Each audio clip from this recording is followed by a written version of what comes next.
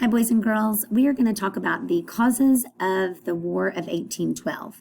Now, this is in your packet for social studies for this week. We are beginning to move west a little bit, and we are understanding some of the changes after the American Revolution. And these are just some of the situations that were still taking place between America and Britain, which otherwise is known as England, remember.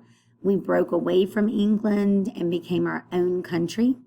And then, even in the midst of being our own country, we still have some things to think about, some things to worry over. Are we going to be able to stay a country? Was one of the thoughts that was in our minds. So there is a war that is named the War of 1812. It happened in 1812. This article that we're reading today, you're going to be answering some questions about it. Then tomorrow you're going to be doing some activities along with reading a little more about the War of 1812. Today is going to kind of surface in on the causes of the War of 1812. So I'm just going to read this today to you like we would in class. We would read this, discuss it, and then we would answer the questions with a partner. So for today, just pull out your page, and I have it on the screen for you. And then I'm going to read it aloud with you. You can follow along. And remember, when you're answering your questions, Ms. Montgomery and I would both expect that you would underline the answers when you find them in the text. Remember, that is one of your best strategies for making sure you get it correct. So here we go. Causes of the War of 1812 by Kathy Pearl. After the United States won its freedom from Britain, the country grew quickly. Trade to other countries also began to grow. Ships would leave the United States to trade. Sometimes they wouldn't come back for many years. The American ships faced many problems when they were sailing.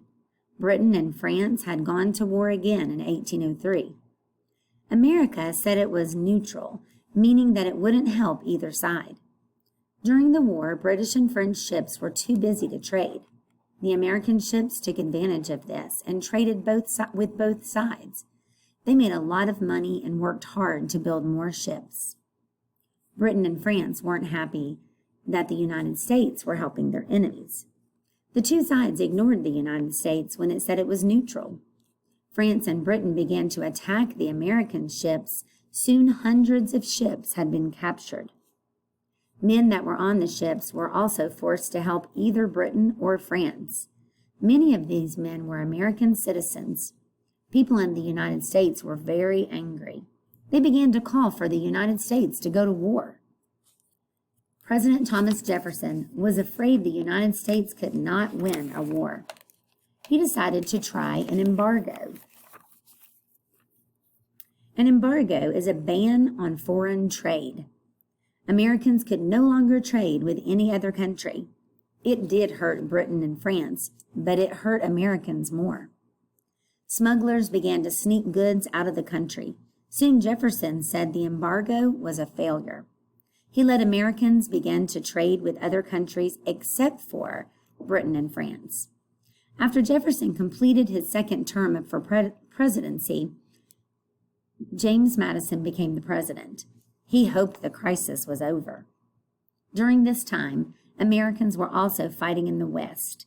Native Americans were fighting against white settlers who were moving toward the West. This fighting also angered Britain. Britain gave the Native Americans guns. They wanted them to fight back against the Americans. Now remember, we have a history there.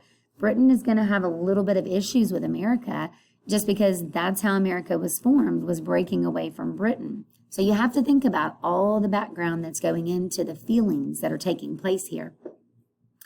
It was clear that the United States and Britain could not avoid a war. Britain was still forcing American men to work on their ships. Britain did not want Americans to trade with France. Britain was also blockading some of America's ports. In 1811, there was a short battle between American and British ships. 32 British soldiers were killed in the fight. People in America told Congress to get ready to go to war. Other people did not agree with that.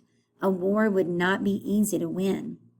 People in New England were also very worried. They thought that Britain would attack their ports.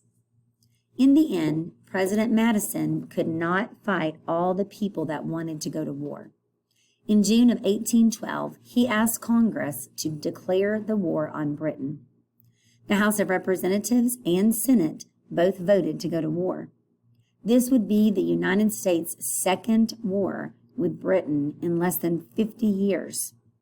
Many Americans were very happy with the idea of fighting the war with Britain. They thought that Britain still treated the United States like one of its colonies. It was time to show them that the United States was a strong country. Others were not as happy.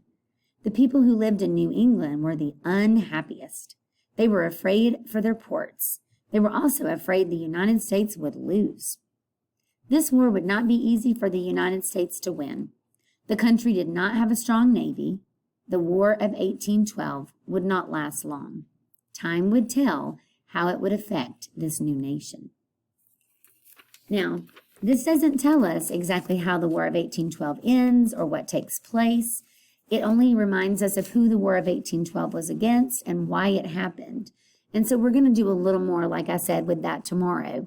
But right now what I want you to do is turn to the back.